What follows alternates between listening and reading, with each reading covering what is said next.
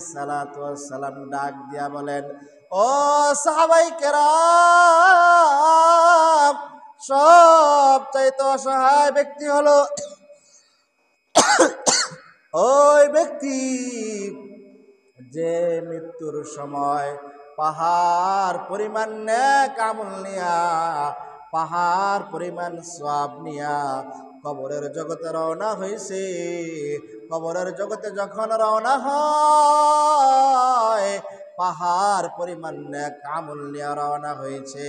তাফসীরের কিতাবের মধ্যে পাওয়া যায়, কবর জগতের মধ্যে যাওয়ার পরে আলমে বরজখের মধ্যে প্রবেশ করার সাথে সাথে তিনটা প্রশ্ন করা হবে। মার রব্বুকা, ওমান দীনুকা, ওমান নাবিয়ুকা। কোন বান্দা যদি তিনটা প্রশ্নের উত্তর সুন্দরভাবে সঠিকভাবে দিতে পারে, তিনটা প্রশ্ন দেওয়ার পরে আর উত্তর দেওয়ার পরে আরো 6টা গাটি পার হওয়া লাগবে। 6টা গাটি পার হওয়ার পরে প্রথম একটা তিনটা প্রশ্ন করবে, এখানে একটা গাটি আর 6টা গাটি পার হওয়া লাগবে। 6টা গাটি পার হওয়ার পরে ফুলসিরাতের ফুল ব্রিজের নিচে, ব্রিজের এরকম গোড়ার মধ্যে একটা ওয়াইটিং রুম আছে। বিস্তারিত আলোচনা সামনে হবে। ওয়াইটিং রুমের মধ্যে এরকম ভাবে যারা ফুলসিরাতের ব্রিজের মধ্যে উঠবে, পুলের মধ্যে উঠবে, তাদেরকে ওয়াইটিং রুমের মধ্যে বসানো হবে। ভাইয়েরা আমার, হাদিসের কিতাবের মধ্যে পাওয়া যায় ফুলসিরাতের ব্রিজ 30,000 বছরের রাস্তা, 10,000 বছর লাগবে উঠতে, 10,000 বছর বরাবর, 10,000 বছর নিচে নামতে। এই ব্রিজে উঠার আগে আল্লাহ রব্বুল আলামিনের ফেরেশতার মাধ্যমে প্রত্যেককে ফিঙ্গারপ্রিন্ট দিতে হবে, প্রত্যেককে এরকম কাগজপত্র রেডি করতে হবে। সেখানে পাহাড় পরিমাণ সওয়াব নিয়া একজন মানুষ ওয়াইটিং রুমে অপেক্ষা করবে। কিছুক্ষণের মধ্যে ফুলসিরাতের ফুল পাড়ি দিবে, ফুলসিরাতের ব্রিজটা পাড়ি দিবে। হাদিসের মধ্যে আছে, কোন ব্যক্তি বিজলির ন্যায় পাড়ি দিবে, কোন ব্যক্তি এরকম ভাবে দ্রুতগামী জন্তুর ন্যায় পাড়ি দিবে, কোন ব্যক্তি গৈরাইয়া পাড়ি দিবে, কোন ব্যক্তি হামাগুড়ি দিয়া পাড়ি দিবে। আবার জাহান্নামীরা ফুলসিরাতের ফুল থেকে কাইটা জাহান্নামীরা নিম্ন জায়গার ভিতরে পড়বে। ভাইয়েরা আমার, ওই ব্রিজে উঠার আগে একজন পাওনাদার আপনার আমার সামনে গিয়ে হাজির হইবে। ও ভাইজান, লস্করদি বাজারে আমি শীত মৌসুমে ঢেঁড়স বেচতাম, আপনার ঢেঁড়স হলো 15 টাকা কেজি।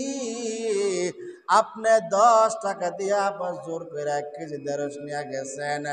আমি এরকম দোকানদারি করতাম, একটা মালের দাম হলো 20 টাকা, আপনি 15 টাকা দিয়া আপনি আমার মালটা জোর করে নিয়ে গেছিলেন। গাছের আম হলো 50 টাকা কেজি, আপনি 40 টাকা কেজিতে দিয়া জোর করে নিয়ে গেছিলেন।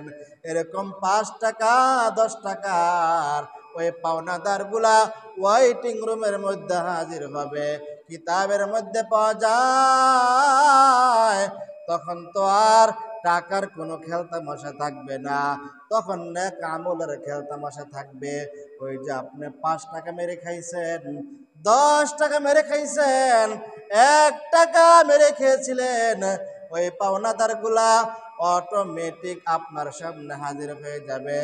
হাদিসের কিতাবের মধ্যে পাওয়া যায়, পাহাড় পরিমাণ সওয়াব থাকা সত্ত্বেও পাওনাদারদের পাওনা আদায় করতে করতে এই পাহাড় পরিমাণ সওয়াব শেষ হয়ে যাবে। জোরে বলেন নাউজুবিল্লাহ। ভাইয়েরা আমার,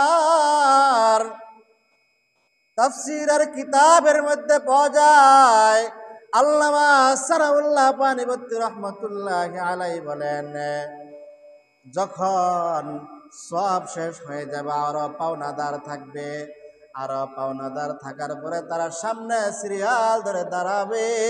এখন তো তার কাছে কোনো সওয়াব নাই, পাওনা টাকার হিসাব কি দিয়া এরকম ভাবে সমান সমান করবে। এখন বলবে যাদের কাছ থেকে যারা পাওনাদার তাদের গুনাহগুলা ওই ব্যক্তির কাঁধের মধ্যে চাপাই দেওয়া হবে।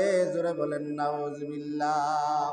ভাইয়েরা আমার, এই জন্য বান্দার হক বড় কঠিন বিষয়। বান্দার হক পুঙ্খানুপুঙ্খানুভাবে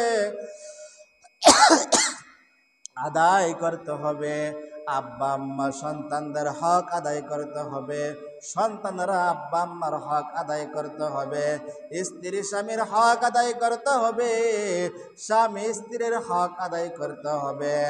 আল্লাহ তাআলার হক যদি অমান্য করি, আল্লাহ তাআলার হক যদি আদায় না করি, আল্লাহ তাআলা কোনো না কোনো উসিলার মাধ্যমে আমাদেরকে মাফ করে দিবেন।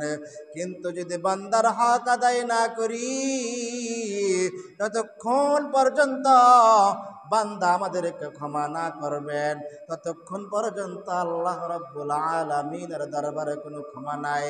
এই জন্যই তো আল্লাহর হাবিব মৃত্যুর 3 দিন পূর্বে মসজিদ নববীর মধ্যে গিয়া বলে, ও সাহাবায়ে কেরাম, তোমাদের মধ্যে এমন কেউ আসেনি আমার সাথে কোনো লেনদেন আছে, আমার কাছে কোনো টাকা পয়সা পাও? সাহাবায়ে কেরাম বলে, না না। আল্লাহর পয়গম্বর ডাক দিয়া বলেন, তোমাদের মধ্যে এমন কেউ আসেনি যাদেরকে আমি কোনো মাধ্যমে আঘাত করেছি? আমার হাতের মাধ্যমে, আমার জবানের মাধ্যমে, আমার উঠা বসার মাধ্যমে, আমার চলাফেরার মাধ্যমে কেউ আসো যারা তোমরা কষ্ট পেয়েছ?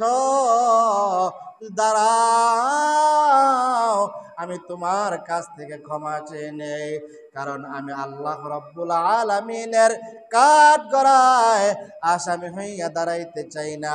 আমি আল্লাহ রাব্বুল আলামিনের সামনে অপরাধী হইয়া দাঁড়াইতে চাই না। আমি আল্লাহ রাব্বুল আলামিনের সামনে আসামি হইয়া দাঁড়াইতে চাই না।